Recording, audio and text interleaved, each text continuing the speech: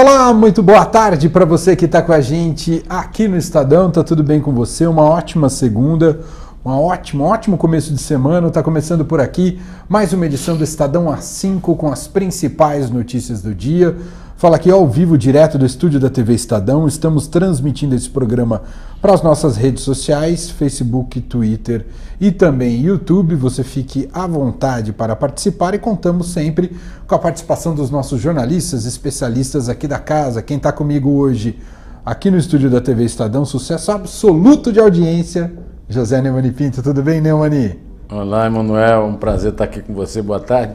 Boa tarde para você também, que está nos acompanhando. E você é que nos sustenta aqui, né? Que segura a nossa bola.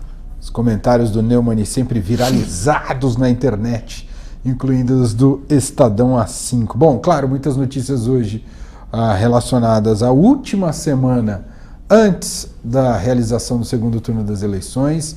Neste domingo, dia 28, todos os brasileiros, é importante frisar isso, todos os brasileiros têm o direito de ir lá votar neste segundo turno das eleições, e tem parte dos brasileiros que vota também no segundo turno para os estados, né? São 13 estados que têm segundo turno, mais o Distrito Federal, e que vão, se eu não errei a conta, não sei se é 12 mais 1 ou 13 mais 1. 12 mais 1. 12 mais 1, obrigado. Né? Então são 12 estados mais 1. Tem 26 candidatos. 26 candidatos que vão também estar no pleito do segundo turno neste domingo. Bom, vamos então às notícias do dia, começando por uma repercussão que se tornou fortíssima desde ontem, tem repercutido bastante, tem tido desdobramentos ao longo do dia de hoje. Sem citar nominalmente o deputado Eduardo Bolsonaro, que criou polêmica ao dizer que bastaria apenas um soldado e um cabo para fechar o Supremo Tribunal Federal, o ministro Alexandre de Moraes disse hoje que as declarações do deputado são absolutamente irresponsáveis e defendeu que a Procuradoria-Geral da República abra uma investigação contra o parlamentar por crime tipificado na Lei de Segurança Nacional. Porque, mesmo com 30 anos de Constituição, temos que conviver com declarações dúbias feitas de maneira absolutamente irresponsável por um membro do Parlamento brasileiro. É algo inacreditável que tenhamos que ouvir tanta asneira da boca de quem representa o povo. Nada justifica a defesa do fechamento das instituições republicanas, foi o que declarou o ministro Alexandre de Moraes. Os comentários de Eduardo Bolsonaro, filho do candidato à presidência Jair Bolsonaro, foram feitos em julho, durante uma palestra a alunos de um curso preparatório para concurso da Polícia Federal, e repercutiu muito desde o dia de ontem. Antes da gente apresentar o vídeo, também frisar que o presidente do Supremo Tribunal Federal, o ministro Dias Toffoli, também, assim como o decano Celso de Mello, reagiram e fizeram declarações públicas criticando essa maneira como se posicionou o deputado Eduardo Bolsonaro. Caso você ainda não tenha visto esse trecho do vídeo, esse momento em que ele faz essa declaração, a gente separou para apresentar aqui no Estadão A5. Vamos a ele. Seu pai sendo eleito no primeiro turno, há a possibilidade do STF, que há uma previsibilidade, dele agir e impedir que o seu pai assuma, e isso acontecendo, o Exército pode agir sem ser invocado lá, salvo engano, acho que o artigo 1º, se isso acontecer? Aí já está caminhando para um estado de exceção, né? O STF vai ter que pagar para ver, e aí quando ele pagar para ver, vai ser ele contra nós. Assim, você está indo para um pensamento que muitas pessoas falam e muito pouco pode ser dito. Mas se o STF quiser arguir qualquer coisa, sei lá, recebeu uma doação ilegal de R$100 do José da Silva, impugna a ação dele, a candidatura dele. Eu não acho isso improvável não, mas aí vai ter que pagar para ver. Será que eles vão ter essa força mesmo? O pessoal até brinca lá, cara. Se quiser fechar o STF, sabe o que você faz? Você não manda nem um jipe, cara. Manda um soldado e um cabo. Não é querer desmerecer o soldado e o cabo, não. Tá aí a declaração que vem causando muita repercussão do filho do Jair Bolsonaro, Eduardo Bolsonaro. Ainda ontem, ele recuou de suas declarações, afirmando que nunca defendeu tal posição. E disse: se fui infeliz e atingi alguém, tranquilamente peço desculpas e digo que não era minha intenção. O candidato do PSL à presidência, o pai dele, Jair Bolsonaro, disse hoje em entrevista ao SBT que advertiu seu filho, Eduardo Bolsonaro, e declarou: É meu filho, a responsabilidade é dele, ele já se desculpou. Isso aconteceu há 4 meses, ele aceitou responder a uma pergunta sem pé nem cabeça e resolveu levar para o lado desse absurdo aí. Temos todo o respeito e consideração com os demais poderes e o judiciário, obviamente, é importante, disse o candidato Jair Bolsonaro. Ele disse também que uma pessoa que diz isso precisa ir ao psiquiatra. Seria o psiquiatra, verdade.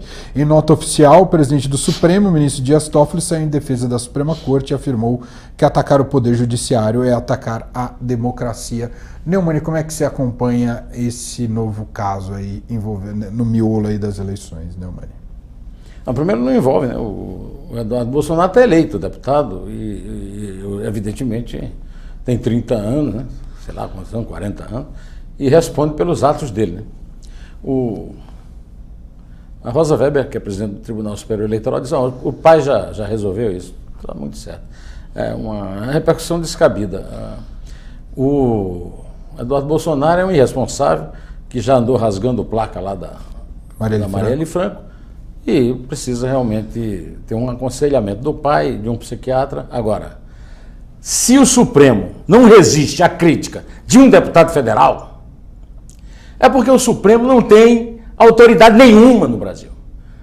Eu me lembro não, porque eu sou lembrado todo dia alguém manda para mim um vídeo em que eu estou entrevistando o Marco Aurélio Melo no Roda Viva, da TV Cultura, e ele pergunta: então, José Neumani Pinto, você não confia em nossa Suprema Corte? Eu disse: não, eu não confio, e continuo não confiando, e confio ainda menos quando eu vejo o presidente do Supremo dizendo que o Supremo... Olha, o Supremo deve muito à sociedade brasileira.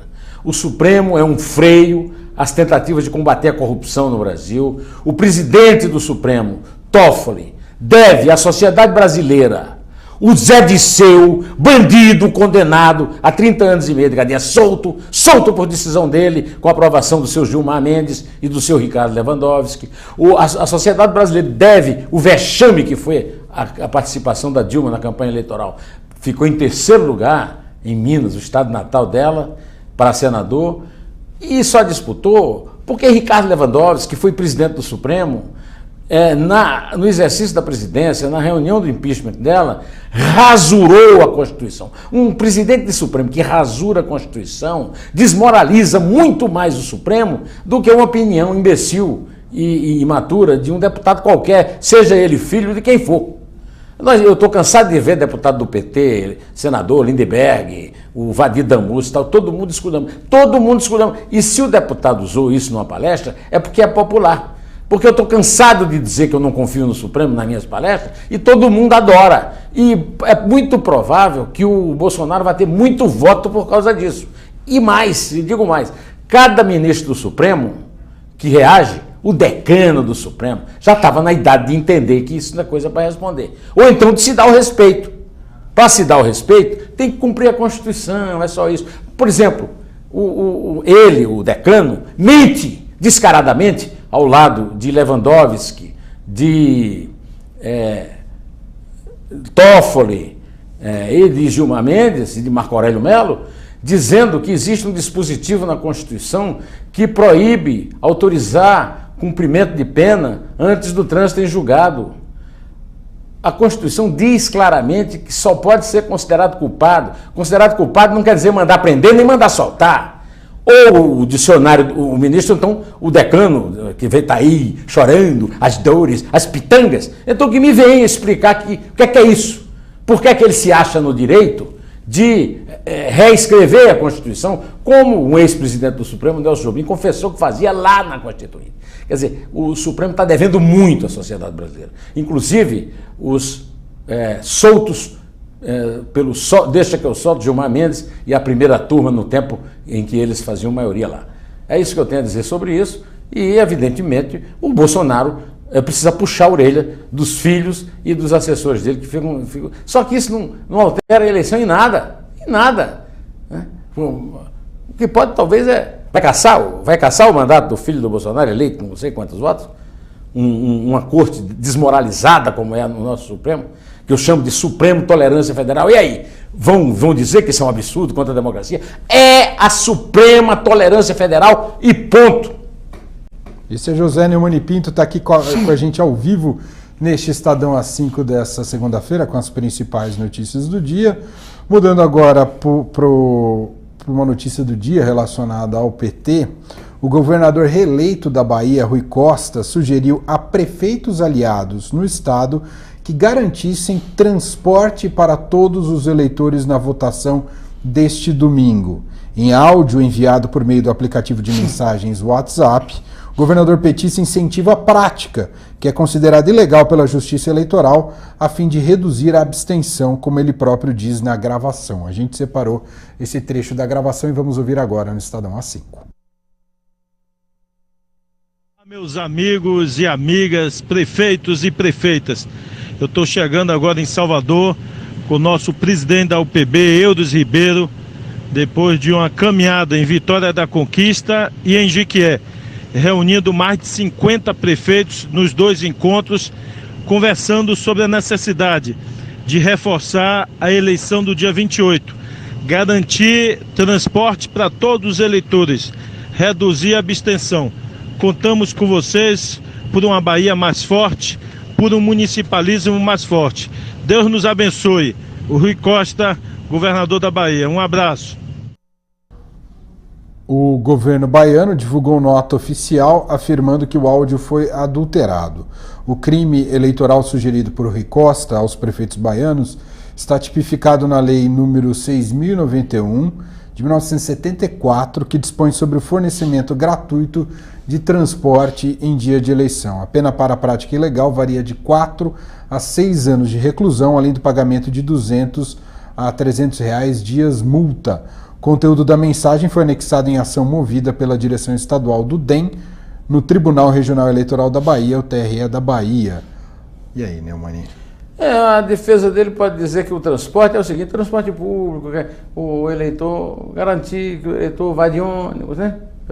Bom, eu quero aproveitar a deixa aí para dizer o seguinte: as pessoas têm uma certa ilusão sobre esse negócio de voto de Bolsa Família no interior do Nordeste. Não é indireto Bolsa Família, na verdade, o voto do interior do Nordeste, o voto do grotão. O PT está se limitando aos grotões do Nordeste. Esse voto, ele não é fruto direto da Bolsa Família, também mas é, sobretudo, da forma indireta como a Bolsa Família chega, através dos governadores, dos prefeitos, nesse jogo aí. Quer dizer, esse telefonema, mais do que um crime eleitoral, ele desvenda o segredo do voto do PT nos grotões do Nordeste. O segredo é esse: os prefeitos usam politicamente. Usam politicamente e as pessoas se sentem gratas, né, usam politicamente o salário família, o transporte, né, que generosamente o governador oferece. O governador foi eleito no primeiro turno, é muito popular na Bahia, ele é do grupo do Jacques Wagner, que substitui Antônio Carlos Magalhães. A Bahia não tem, não é uma coisa de Bahia, um estado de esquerda, a Bahia é um estado governista. O Antônio Carlos tinha esse mesmo esquema com prefeitos e tal. Então é isso, esse WhatsApp, adulterado ou não, eu não sei, é possível adulterar o WhatsApp? O WhatsApp não pode nem ser, como é que chama? É codificado, ele é né? Todo codificado. Então, adulterado ou não, esse WhatsApp é o retrato do subdesenvolvimento do interior do Nordeste, do ponto de vista político, do voto de cabresto controlado pelos coronéis de hoje, que são os prefeitos e sob a orientação do governador. Isso acontece em todos os estados. Na Paraíba também é assim. O governador lá é do Partido Socialista Brasileiro, não é do PT, mas apoia o PT. E eu tenho notícia de que ele, o Ricardo Coutinho, que elegeu também o seu sucessor em primeiro turno, ele chega a dispensar funcionário público para trabalhar na campanha. Agora, uma coisa só eu te digo: não vai ser com os votos da Paraíba, do Piauí e da Bahia, que o Haddad vai superar uma margem de 18 milhões de votos, que é prevista tanto no Datafolha, quanto no Ibope, quanto hoje eu vi em mais pesquisa do Paraná e também do CNI-MDA, da Confederação Nacional dos... Isso. CNT, dos transportes. Dos transportes, E também tem uma do 57. tem um banco também que meu filho me mandou meu filho é administrador de empresa, me BTG, mandou um... talvez? BTG Pactual. Pactual, esse aí. Que é tudo a mesma coisa, 60 a 30. Arredondando 60-40, é isso mesmo. O candidato do PT à presidência, Fernando Haddad, disse que as instituições brasileiras precisam reagir ao que ele chamou de ameaças de Jair Bolsonaro e seus aliados. Diante da manifestação do ex-presidente Fernando Henrique Cardoso, ao vídeo postado pelo deputado eleito Eduardo Bolsonaro sobre fechar o Superior Tribunal Federal, o Supremo Tribunal Federal, Haddad disse que vai ligar para o Tucano. Declarou: vou ligar para ele, Fernando Henrique Cardoso, ainda hoje. O fato dele ter falado que a ameaça de Bolsonaro cheira a fascismo é um alerta ao país de uma pessoa insuspeita, disse o petista. No começo do segundo turno, Fernando Henrique Cardoso disse em entrevista ao Estadão que não apoiaria automaticamente o petista contra Bolsonaro. Mas que ele tinha um muro com Bolsonaro. Tinha um muro com Bolsonaro. Um muro separa do Bolsonaro. E uma porta que depois ele disse, com relação a Haddad, que disse que também estava enferrujada. Bom, vamos em primeiro lugar contestar a grande ciência política do Fernando Henrique. Fernando Henrique foi meu ídolo, o ídolo do Brasil, porque ele fez a maior revolução social da história, que é o Plano Real. Verdade. Só que com a reeleição, o Fernando Henrique virou um pária político. Tudo que o Fernando Henrique diz funciona contra ele ou quem ele apoiar. A busca desesperada do Haddad por um apoio do Fernando Henrique, que não significa voto nenhum, talvez o dele ou da mulher, né? Nem lá no prédio. Então, ontem encontrei com uma pessoa que mora no prédio dele, que jamais votará nele de novo. Bom, o Fernando Henrique, só que ele está agora começando a deslustrar a carreira dele de cientista político. O Bolsonaro é o voto contra o PT, é o voto de saco cheio com a política velha, não é um voto no fascismo. O fascismo e o nazismo são ideologias do século passado, chefiadas pelo Mussolini na Itália e pelo Hitler na Alemanha, que movimentam, são baseadas, sobretudo, no nacionalismo exacerbado, na estatização, um Estado muito poderoso, em organizações paramilitares que defendem os militantes do partido, SS, no caso alemão, por exemplo, e sobretudo, num grande ódio racial, principalmente aos judeus. Um ódio racial e também um ódio de gênero. Houve uma perseguição muito grande a homossexuais e aos políticos nos regimes nazista e fascista. Eu li um artigo no Globo muito bom de um professor de ciência política chamado Jorge, não estou lembrado agora sobre o nome dele. Ele mostrando que não tem nada disso no Brasil, né? Em primeiro lugar, o Bolsonaro não representa uma ameaça fascista, porque o Bolsonaro está sendo eleito numa eleição de altíssima participação popular. Ele teve quase 50 milhões de votos. Quem é o Fernando Henrique para chamar de fascista 50 milhões de brasileiros? Que ele traiu quando ele liderou a sua reeleição, tenha feito o que quiser, foi uma traição. Que ele traiu quando ele não mandou o seu partido, o PSDB, expulsar o Eduardo Azeredo, quando o Eduardo Azeredo criou o mensalão, que depois o PT adotou e o Lula está na cadeia até hoje por isso. O Fernando Henrique traiu o Brasil quando hoje ele é do PSDB e ele não moveu uma palha para expulsar do PSDB Aécio Neves, seu amigo pessoal e seu correligionário, que é a maior frustração do Brasil em todos os tempos. Todos os tempos. Teve 50 milhões de votos, quase ganhou da Dilma, jogou tudo no lixo, depois que foi divulgado um áudio em que ele pegava a propina da Odebrecht e depois outro áudio da JBS. Enquanto o Fernando Henrique continuar no PSDB com todo esse povo, Eduardo Azeredo preso, continua no PSDB. O Aécio Neves foi eleito deputado federal por Minas porque não teve coragem de enfrentar a eleição para senador e continua do PSDB. O Fernando Henrique não tem autoridade para nada. Se eu fosse o Fernando Henrique, eu não sou, eu não quero dar conselho, eu me recolhia lá no edifício, lá em Higienópolis, saía com os amigos, jantava, esquecia a política. Ele é um pária político. E o Haddad, coitado, está pegando em fio de escapado, né? E atrás de apoio do Fernando Henrique. Aliás, é bom observar que existe um muro mesmo na frente do Fernando Henrique, é um muro que o separa do Brasil, não é do Bolsonaro. Porque o Bolsonaro hoje tem o quê? Qual é a conta? Ele teve quase 50 milhões de votos no primeiro turno. Segundo os institutos de pesquisa, ele tem mais 18 milhões, não é isso? Quer dizer, 68 milhões de brasileiros não estão ao alcance do... O Fernando deve estar meio surdo também, né?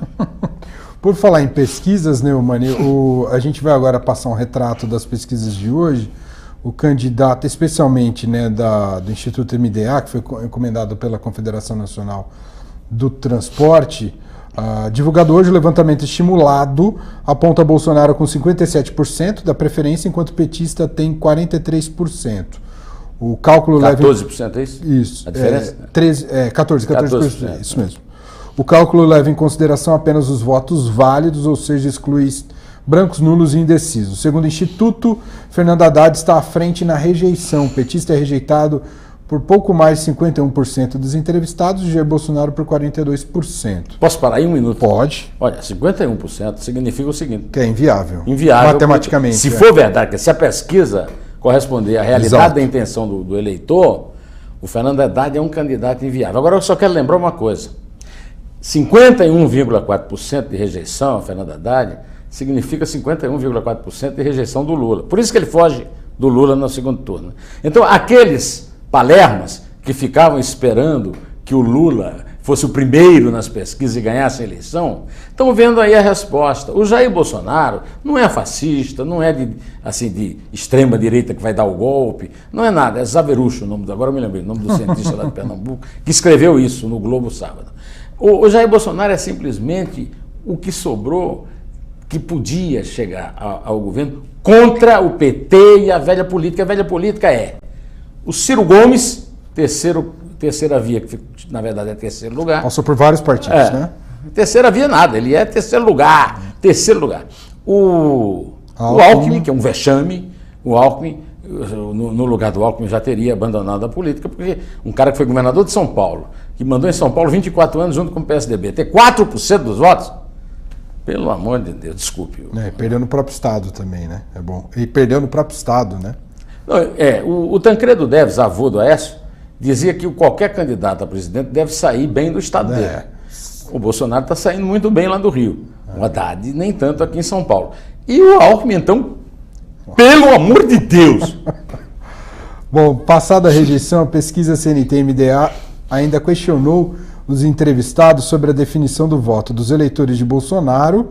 91,1% disseram já ter certeza sobre o voto no segundo turno. Então, a margem é muito pequena daqueles que declararam na pesquisa a intenção de voto no Bolsonaro, apenas menos ali de 10% declararam que podem mudar. 91,1% já dizem ter certeza sobre o voto. Entre os que declaram preferência para o Fernando Haddad, também o mesmo índice, 91,3%, a diferença é 0,2%, estão convictos da decisão de votar no petista, o que pode indicar que o recorte da pesquisa é bastante coerente com o que pode ter do resultado. E é um elogio à eleição. Exato. Uma eleição definida. O eleitor está definido. Exatamente isso. O levantamento foi feito entre os dias 20 e 21 de outubro. Foram ouvidas 2.002 pessoas em 137 municípios de 25 unidades federativas das 5 regiões. A margem de erro é de 2,2 pontos percentuais, com 95% de nível de confiança, o que demonstra que tem pouquíssima margem ou quase nenhuma para alteração, né, Neumann? A não ser que aconteça, quer dizer, um atentado novo, daqui atentado até domingo pode Bolsonaro, acontecer alguma coisa. Ou o Bolsonaro, sei lá o que é que o Bolsonaro pode fazer, porque todas essas coisas que o Haddad conta, essa pesquisa, essa coisa do disparo de WhatsApp, é um negócio absolutamente ridículo. Você imaginar que 60 e 70 milhões de brasileiros vão votar no candidato porque foram convencidos pelo WhatsApp. Aliás, o Hélio Schwartzman, da Folha, escreveu um texto brilhante a respeito disso, dizendo que nenhum gênio, eu digo assim, nem o João Santana conseguiria o milagre de mudar um voto desse com o WhatsApp pago para o Caixa 2, né? O Facebook removeu, pegando o gancho em redes sociais, o Facebook removeu hoje um grupo de 68 páginas e 43 contas no social que juntas formavam a maior rede pró-Bolsonaro da internet. Segundo a empresa, os donos dessas páginas violaram as políticas de autenticidade e spam ao criar contas falsas e múltiplas contas com os mesmos nomes para administrar essa rede. O conteúdo compartilhado pelas páginas não teve influência sobre a decisão do Facebook. Juntas, essas páginas, controladas por um grupo chamado Raposo Fernandes Associados, tinham mais engajamento na internet do que jogadores e artistas mundialmente famosos, como Neymar, Anitta e Madonna. O caso veio à tona após a reportagem do Estadão publicar uma investigação sobre o grupo em parceria com a ONG americana Havas. A matéria mostrou como um casal, o advogado formado pela USP, Hernani Fernandes, e sua mulher, Thaís Raposo, montou um império de páginas e sites com apoio de conhecidas figuras conservadoras no país, como Alexandre Frota e Marcelo Reis, do Revoltados Online. Bom, então vou fazer um apelo ao Facebook. Existem mais de 10... Eu não tenho mais conta no Facebook, porque existem mais de 10 perfis falsos meus. E todas as vezes que eu fui ao Facebook para reclamar, o Facebook me disse que a pessoa tinha direito de liberdade de expressão e, portanto, essa pessoa tinha direito de usar meu nome sem que eu autorizasse. Seja fã, seja inimigo. Os inimigos usam, inclusive, pornografia, né? Se aproveitando do meu sobrenome Pinto. Né? Você imagina que tipo de coisa não tem. E o Facebook não remove, todo dia aparece um perfil falso meu, e o Facebook não tem esse zelo para retirar esse tipo de gente, e baseado num conceito muito nobre, que agora o conceito da liberdade aí de expressão não vale para o pessoal aí que o Facebook tirou aí dos eleitores do Alexandre Frota. O cara é um grande incentivador. Né? Se não fosse o Alexandre Frota, o Bolsonaro estava perdido, né? Vai ver se precisa se candidatar na próxima eleição, né, Neumann? Talvez o Facebook elimine essas páginas. Vamos ver se... porque direito de candidato eles respeitam, né? É isso, acabou aqui mais uma edição do Estadão A5 dessa segunda-feira. Apenas começando a semana, tem uma cobertura intensa ao longo desses próximos dias, porque domingo teremos, evidentemente, o segundo turno das eleições, com cobertura completa do Estadão, várias lives ao longo do domingo, né, cobertura do impresso, digital, da TV Estadão, da Rádio Eldorado, e depois na segunda-feira também teremos outros programas ao vivo para você acompanhar e saber tudo o que ocorre neste período eleitoral e na definição das urnas, porque domingo, aí sim, define de vez. E a gente torce para o Flamengo chegar no Palmeiras também. Sim, senhor. Sim, senhor, seu Emanuel. É no sábado, Conte comigo, Emanuel. Jogaço. Sábado, jogaço no Maracanã. E o Flamengo só tem um aliado nesse jogo. São dois, aliás, Alexandre Matos e Filipão. Dois idiotas que ficam dizendo que juiz de futebol, tudo para tentar... causar, né? Causar, igual criar essas coisas do PT aí, para ver se consegue virar a eleição, né? Eles querem ganhar o jogo, que o Palmeiras não precisa disso, porque tem três excelentes times, os 3 melhores times do Brasil hoje são do Palmeiras, mas se perdem nisso, como por exemplo, naquele processo idiota e absurdo deles contra o Corinthians na final do Campeonato Paulista. Né? E não negou participar do Paulistão de 2019. Sim, né? E perdeu na justiça, porque não tinha como ganhar aquela estupidez. Como isso, por exemplo, se o Flamengo tivesse um presidente de verdade, já tinha entrado com um processo contra Alexandre Matos para ele provar que o Flamengo tem alguma coisa a ver com as listas dos... Eu quero saber o que é que o Flamengo tem a ver, por exemplo, com o fato do Cleiverson ser um doido e um tarado, uma pessoa completamente enlouquecida de ferocidade. O Felipe Melo perto dele é um bebê. Né? É verdade. Obrigado, viu, Neumann? Obrigado a você, Manuel, e a você. É você mesmo. Tchau, até amanhã.